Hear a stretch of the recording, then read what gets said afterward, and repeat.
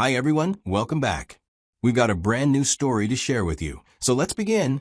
My name is Robert, and I'm 34 years old. For many years, I thought I was in a solid relationship built on mutual support and trust. Turns out, I was just a convenient ATM with emotional attachment. I work for a healthcare software company in San Diego, California. The salary is good and the job is stable. My girlfriend Vanessa was 31. We'd been together for years before my realization that she saw me as a fool. We met through a mutual friend at an event and started dating shortly after. When we met, Vanessa was working in marketing for a tech company. Made decent money, had her own apartment, seemed to have her life together. She was outgoing and fun. I loved her. We talked vaguely about marriage, about buying a house together eventually, and raising a family. Then, about 2 years into the relationship, Vanessa lost her job.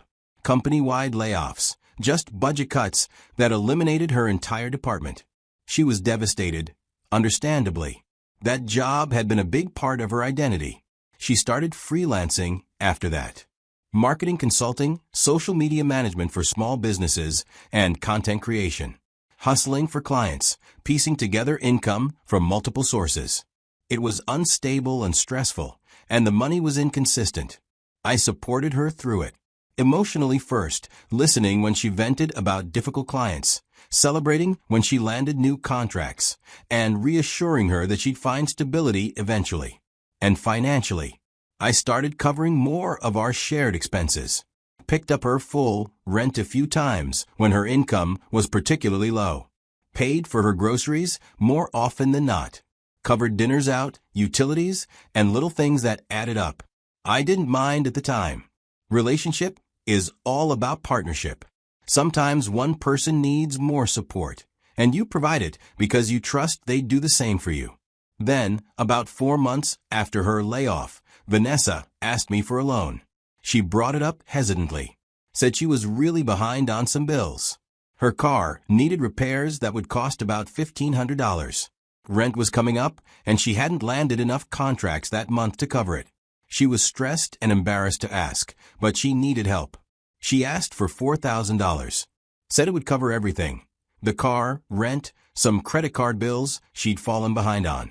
Promised she'd pay me back in full once she got her tax refund, which she was expecting in a few months. I didn't hesitate. Told her, of course, I'd help. Transferred the money that night, $4,000 from my savings account to hers. Sent her a text afterward. Transferred the $4,000. Pay me back when you get your refund. No rush. Love you. She'd responded, thank you so much. I promise I'll pay you back in full as soon as that refund hits. You're literally saving my life right now. Red heart. Weeks turned into months. Vanessa's freelance work continued inconsistently. I kept supporting her financially by covering more of her living expenses. Then, about 2 months after I'd given her the loan, she mentioned casually that her tax refund had come through. She was excited because it meant she could breathe a little easier. She didn't mention paying me back. I waited a few days, figuring maybe she needed to handle some immediate expenses first. A week passed. Still nothing. I brought it up gently one evening. Hey, so now that you got your refund, want to talk about paying back that loan? Vanessa's expression shifted as she got defensive immediately. Said she'd had to use the refund for other things. That she was still behind on bills. That she'd pay me back eventually, but couldn't right now. I said I understood, but reminded her I asked because she'd specifically said she'd pay me back when the refund came. She got irritated. Said I was pressuring her. That she didn't appreciate being made to feel guilty when she was already stressed about money. I dropped it. Didn't want to make a big deal out of this situation. But then I started noticing things when I went over to Vanessa's place. I noticed she got a set of new clothes. For someone who is struggling financially, this shouldn't be your priority. I spotted a designer handbag that I knew cost at least $600. From her conversation, I could deduce that she went out with friends multiple times a week. She was spending money like someone who had it, while owing me $4,000 and claiming she was broke. At this point, I was disappointed at her for being wasteful.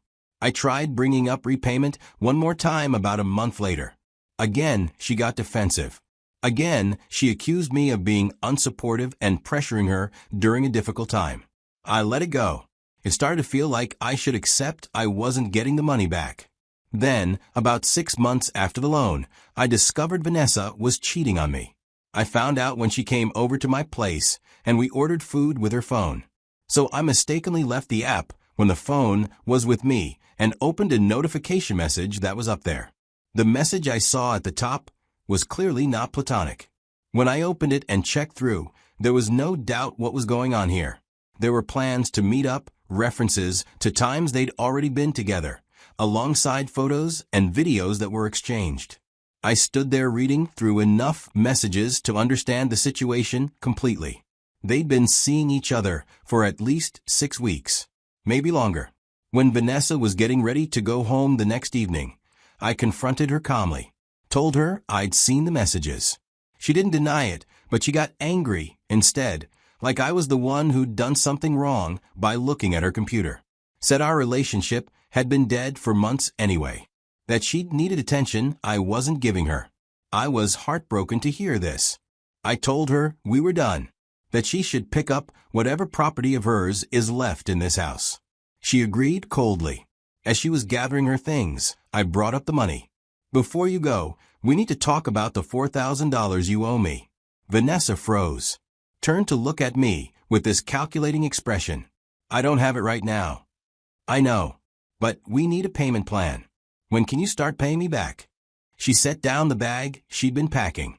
Robert, you're really going to come after me for money right now? When we're breaking up?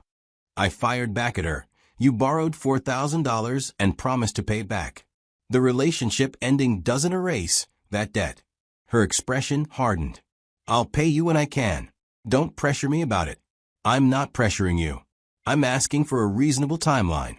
You're making me feel unsafe, she said suddenly. I blinked, confused. What? You're being aggressive about this money. It's making me feel threatened. She replied, I'm being calm. I said, I just want to know when you'll pay back what you borrowed. She grabbed her bag and walked toward the door. I need space from you right now. This conversation is making me uncomfortable. Then she left. I stood in the apartment trying to process what had just happened. The sudden pivot to claiming I was making her unsafe felt manipulative, but I didn't know what to make of it yet. Over the next week, Vanessa moved on with her life. I brought up repayment once more via text after about a month. We still need to discuss the $4,000 you owe me. Can we set up a payment plan? Her response, stop harassing me about money. I said I'll pay you when I can.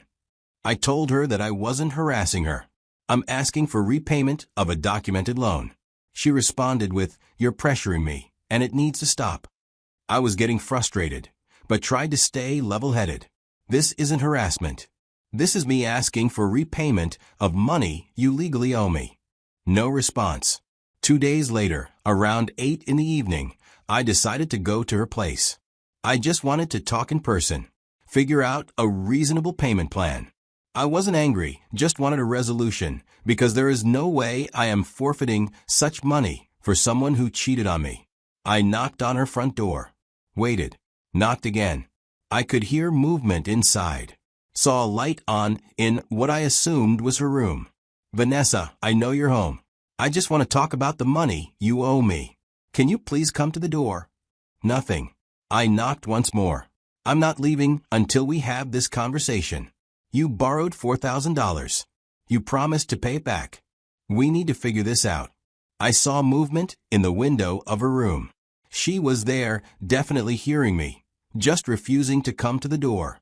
After about 10 minutes of this, me knocking periodically and asking her to talk, her ignoring me, I gave up and left. Frustrated, but not worried. Figured I'd try again another way. 3 days later, I was served with legal papers at my apartment. A temporary restraining order, filed by Vanessa. I read through it, disbelief growing with every line.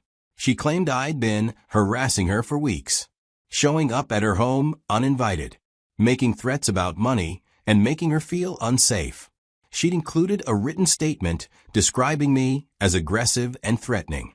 said she feared for her safety, and she'd attached an audio recording from the night I'd gone to her door.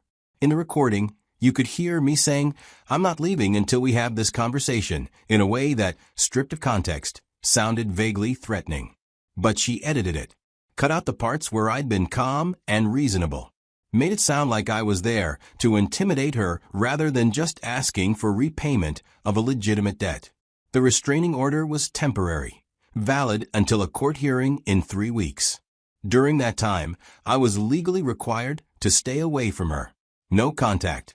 No going near her home or workplace.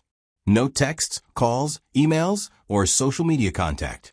Violation would mean arrest. I sat in my apartment holding these papers, trying to process what was happening. She'd weaponized the legal system against me, used a restraining order, something meant to protect actual victims of harassment or violence, to avoid paying back money she legitimately owed me. My first instinct was anger. I wanted to call her, text her, tell her this was insane, and she knew it. But I didn't, because that's exactly what she wanted. For me to violate the order so I'd face criminal consequences. Instead, I got strategic. First, I gathered every piece of documentation I had about the loan, the original text exchange where she asked for the money and promised repayment. The bank transfer showed I'd sent her $4,000. Her text said she'd pay me back from her tax refund. Screenshots of later conversations where I'd asked about repayment and she'd been evasive or defensive. Everything is organized chronologically in a digital folder and printed out in hard copies. Then I looked through all our communications, texts, social media messages, emails, for any evidence of threats or harassment on my part. There was nothing. Every message I'd sent had been calm and reasonable. Asking for repayment, yes, but never threatening. Never aggressive. The only thing she had was that edited audio from the one time I'd gone to her door.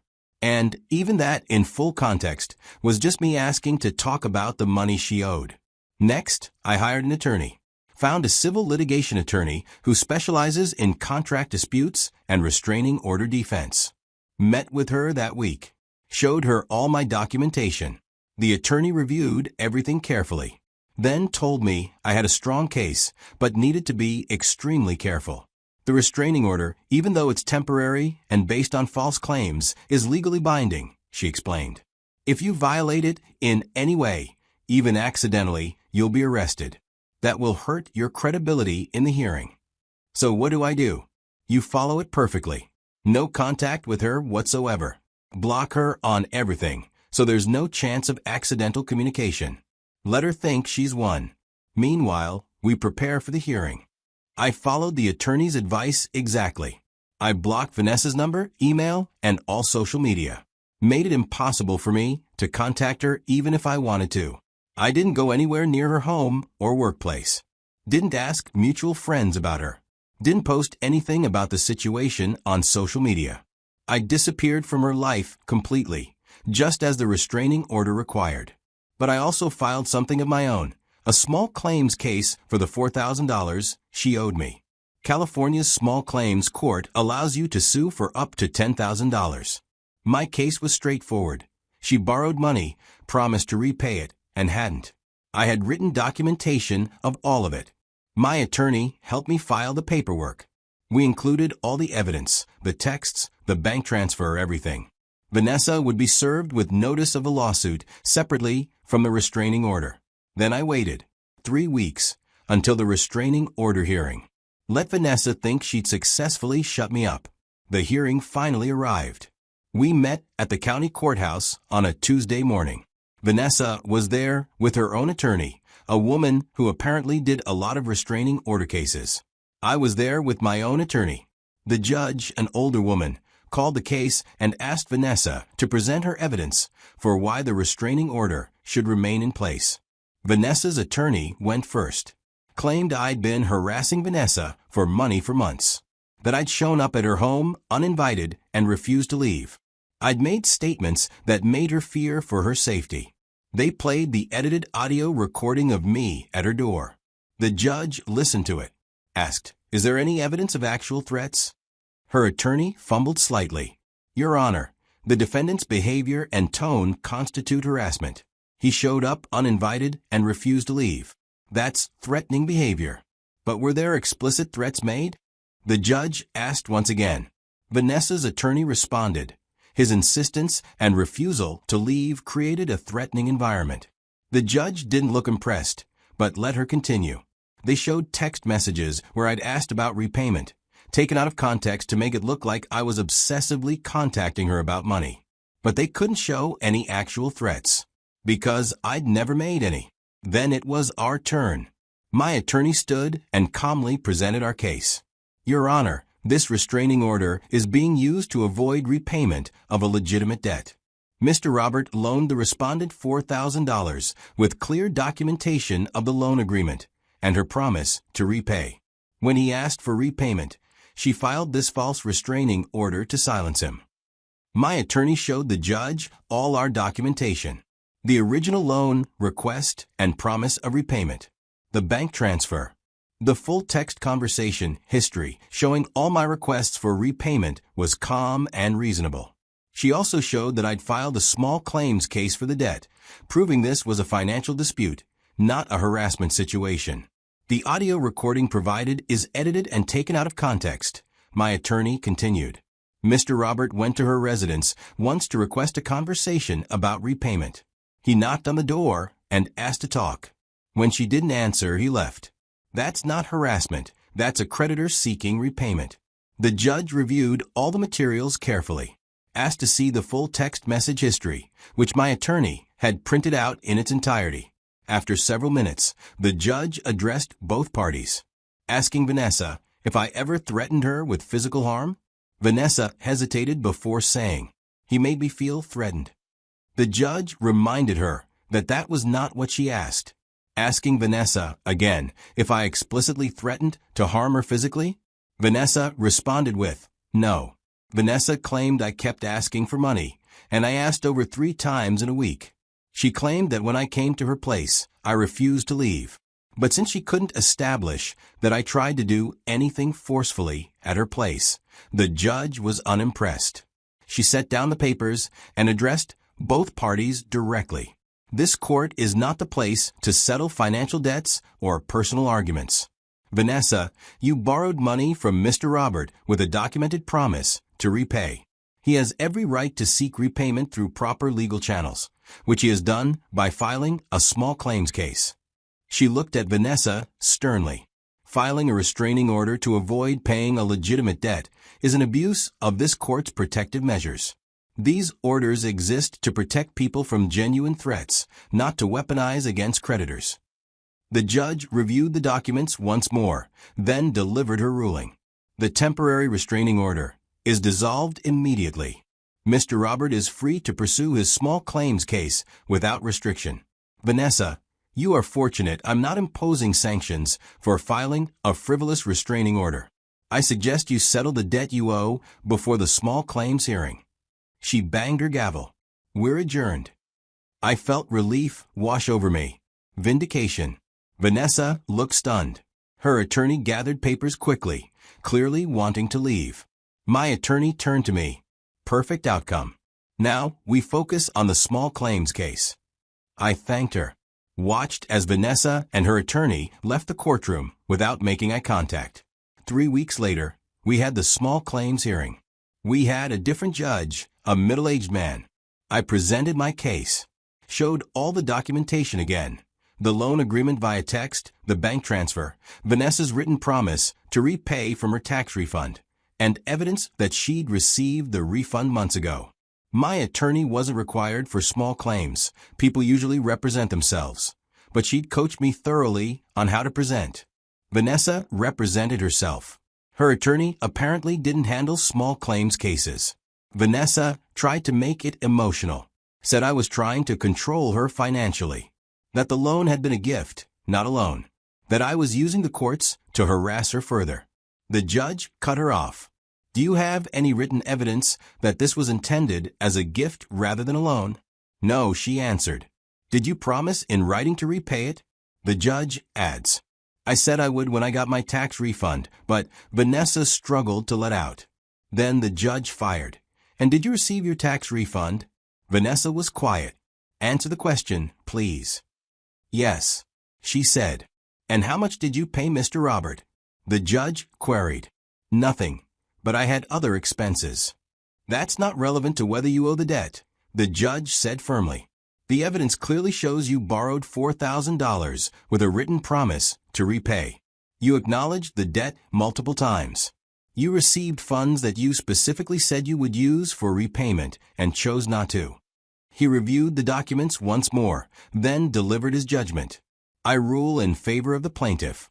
Ms. Vanessa, you owe Mr. Robert $4,000 plus court filing fees of $75.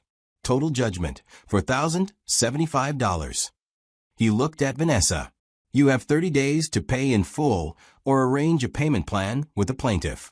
Failure to pay will result in wage garnishment or bank levy. Another gavel bang. I'd won. Vanessa left the courtroom quickly, face red, clearly humiliated. I felt satisfied. This whole situation had been stressful and frustrating, but satisfied that justice had been served. 30 days passed.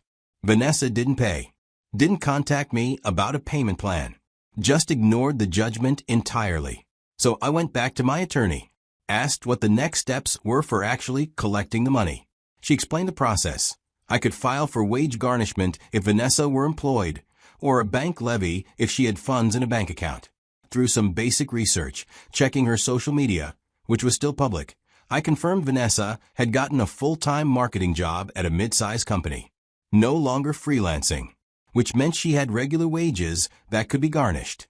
My attorney filed the paperwork for wage garnishment. The court approved it. The order was sent to Vanessa's employer's payroll department. Starting the following month, a portion of Vanessa's paycheck, calculated based on California's wage garnishment laws, would be automatically deducted and sent to me until the full judgment was paid. She'd have no choice, no way to avoid it. Every payday, she'd watch money leave her account and go to me. The garnishment started about 6 weeks after the small claims judgment. I received the first payment via direct deposit from the court system. Then another the next month. Then another. At this rate, it would take about 18 months to fully repay the debt plus the court fees. But I didn't care about the timeline. I cared that she was being held accountable, that she tried to weaponize the legal system against me and had failed. Her restraining order had been dissolved with a judicial warning about filing frivolous claims. She'd lost the small claims case with a public judgment against her. Now she had to watch a portion of every paycheck go directly to me for the next year and a half. Her plan had backfired spectacularly. I thought about all of this one evening while looking at the latest garnishment payment notification. Vanessa had thought a restraining order would silence me. It would make me too afraid of legal consequences to pursue the debt. Would let her walk away from $4,000 she legitimately owed me. But I hadn't broken the order. I'd followed it perfectly. Used the time to build my case, gather evidence, and file my own legal action. I'd let her think she'd won while quietly preparing to destroy her strategy. And when we finally faced each other in court, the truth was obvious to both judges. She was the one manipulating the system. I was the one seeking a legitimate resolution to a financial dispute. You don't destroy someone by fighting louder or getting more aggressive. You do it by staying calm, following the rules perfectly, and letting their own lies collapse under the weight of evidence. Vanessa's restraining order attempt is now part of the public record. Anyone who searches her name in the court system will find it filed and dissolved within weeks as frivolous. The small claims judgment is also a public record. Documentation that she borrowed money and refused to repay until forced by court order. Her credibility is permanently damaged in any future legal proceedings. The relationship ended badly. The breakup was painful. Discovering the cheating hurt. But at least I got justice for the financial manipulation. At least I didn't let her weaponize the courts against me successfully. At least I proved that staying calm and strategic beats emotional retaliation every time. Looking back, here's what I learned. Document everything. Every financial transaction, every promise, every conversation. You never know when you'll need evidence to protect yourself. Stay calm when someone tries to manipulate you. The angrier and more aggressive you get, the more you play into their narrative. By staying measured, I maintained credibility while Vanessa's claims fell apart. Follow legal orders perfectly, even when they're unjust. The restraining order was based on lies, but violating it would have only hurt me. By obeying it completely, I showed the judge I was reasonable while Vanessa was manipulative. Use the system properly instead of fighting against it. I could have tried to confront Vanessa directly or pressure her through mutual friends. Instead, I used small claims court, the proper legal channel for debt collection. Let people's lies destroy themselves. I didn't need to convince the judges that Vanessa was lying. I just needed to present the truth clearly and let them see the contradictions in her story. Patience wins. It took months from the loan to the final garnishment order. But by being patient and strategic, I got a better outcome than any amount of angry confrontation would have achieved. Some people will try to weaponize anything against you, even systems meant to protect victims. The only defense is to stay clean, stay documented, and let the truth speak for itself. Sometimes the best revenge isn't revenge at all. It's just justice. Slow, methodical, inevitable justice. And that's exactly what I got.